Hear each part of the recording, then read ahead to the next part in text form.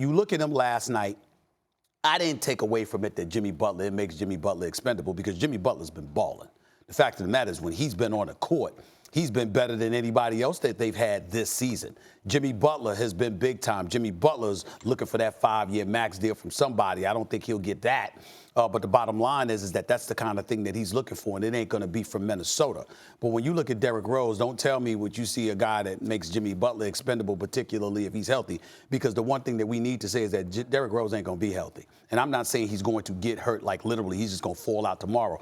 I'm saying he is not at the stage in his career where he can go out there and give you 35 minutes a night, be that starting point guard for you, et cetera, et cetera. One of the reasons that you see people cheering him on so much is because they know how hard he worked, the kind of work that he put in just to get himself healthy compared to what he looked like last year. Remember, he only played 25 games last year, had to leave the Cleveland Cavaliers for a little while for personal reasons. But psychologically as well as physically, he's had an uphill climb. And it since seemed his days when he in left Chicago. the Cavs, it was over. That's because right. It's like you can't stay on the court, you can't stay healthy. The game, much like what happened to Carmelo, a little bit different in terms of style of play, but you know, he dribbles a lot. He monopolizes the ball. The game has changed out from under his feet in like the 8 years, almost a decade since that traumatic injury, the ACL. So you thought at this point, and you're leaving the team and you have personal stuff going on. It just looked like the end. The moment last night was about Derrick Rose. Obviously, congratulations, Derrick Rose. The big takeaway is it's about Karl-Anthony Towns. It's not about Rose. In terms of what? It's not about Butler.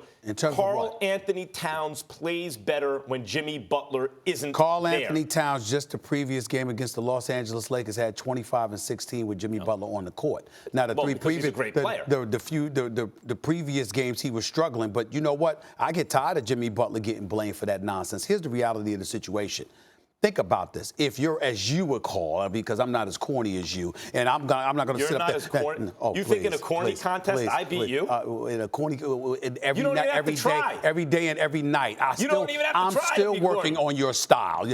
First of all, I'm proud to see you have on a different kind of tie. Congratulations with that. Here's the reality of the situation. When you look at Jimmy Butler with the Minnesota Timberwolves, and to use your words, if you're a baller. You know how Mike's like that. Baller. That's right. Excuse me. If a guy calls you out and basically this reports all over the place, he don't have but so much respect for you because he don't think you committed and he don't know if you're that dude. How you going to react to that? You know what you're supposed to do? You're supposed to ball. You ain't supposed to shrink. You understand? Beneath that kind of pressure, you're supposed to rise up to it. Excuse me, who the hell are you talking to? This is my team. This is my franchise. I'm the face of this franchise. And oh, by the way, let me show you why. As opposed to Jimmy Butler, who is a star. But it's not like it's LeBron James that called him out. It's not like it was Kobe that called him out or MJ or somebody, not even a Kevin Durant or somebody. We talking about Jimmy Butler. Jimmy Butler, mad respect and love for him. He's an all-star. He's a big-time player. But Jimmy Butler calling out Karl-Anthony Towns is not an excuse for Karl-Anthony Towns to be struggling on a basketball court. I want to hear that. It's not about calling out and therefore he's struggling. It's about the chemistry's not good. And you just said it. Jimmy Butler is not LeBron James or Kevin Durant. He is an incredible player and story in the sense that he comes out of nowhere to become this defensive stopper who doesn't need the ball and then somehow goes from there to a 20-point-a-game plus scorer who's an all-star. Great for Jimmy Butler. But he ain't LeBron or KD. He's not an MVP caliber player. And as a result, if the chemistry is souring between him, and it soured right away, and the franchise, who is Karl-Anthony Towns, guess who the odd man out is? Let me ask you a question. Jimmy Butler, after last night's game, is averaging 14 shots a game. That's like, I think Jimmy Butler's averaging like 15 shots a game. Karl-Anthony Towns is averaging 14 shots a game. Let me ask you a question. Whose fault is that? You're saying it's Karl-Anthony Towns? You want to be damn more right. He could. You damn right. He's the primary ball handler on the team.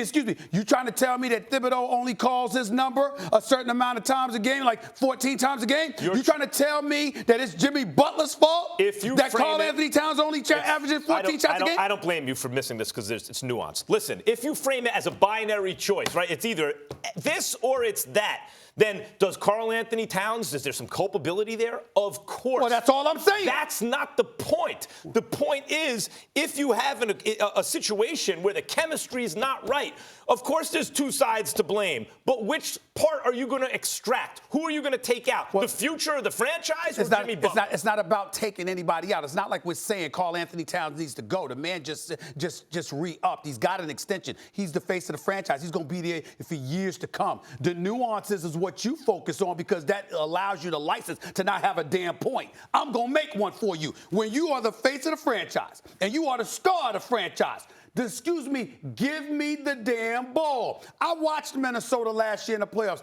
I watched them sometimes during the regular season when Karl-Anthony Towns was a stud. During the playoffs against Clint Capella, who was sitting across from me, Molly, lamenting how Karl-Anthony Towns was playing? Who was saying, don't make me get tape? Who was saying, hold on. Who was saying Karl-Anthony Towns has to want it, he has to demand the ball and embrace the challenge? Was that you? Yes. Thank you. That's all I'm saying. Here's the difference. It may be that when you make Karl-Anthony Towns... There's another nuance. It may be. What is, man? How about is? Give me is as opposed to what may be. No, you're saying is or is not. What I'm telling you is in this case, there is nuance. It may be that Karl-Anthony Towns, as the face of your franchise, as the centerpiece, ultimately is a dead end because of what you're pointing out. But, gentlemen, with him, there is the possibility for greatness. I respect that. With Jimmy Butler, you run into a dead end. I respect that. My apologies. I was wrong. You were right, Max, because I thought on first take, we talk about what we think is, as opposed to explaining the nuance of what I just may told be. you what is. No. We said what is. I said what is. You talked about what may be. That's the difference. Let's move on.